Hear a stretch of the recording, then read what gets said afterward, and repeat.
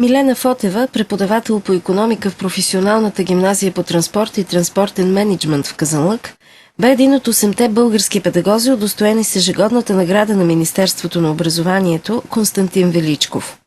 Тази награда се присъжда за постигнати високи резултати в професионалната дейност и за принос в развитието на българското образование.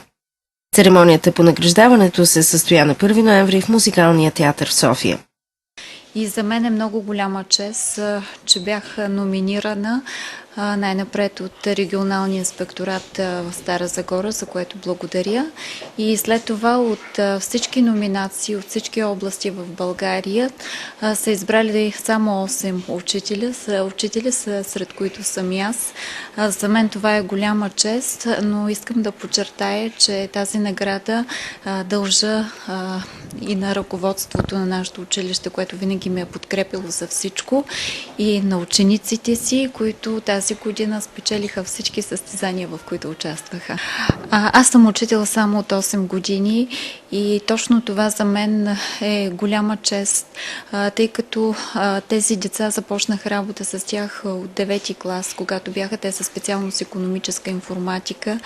Самите те изключвам, че са много умни и интелигентни, но успях да ги мотивирам явно твърде много, защото ние не сме пропуснали нито едно състезание и те натрупаха много голям опит, развиха и практическия си опит, придобиха, мотивираха се и мисля, че всички тези състезания, в които участваха, им помогнаха да се оформят като цяло, като личности, което е основната цел на всички състезания.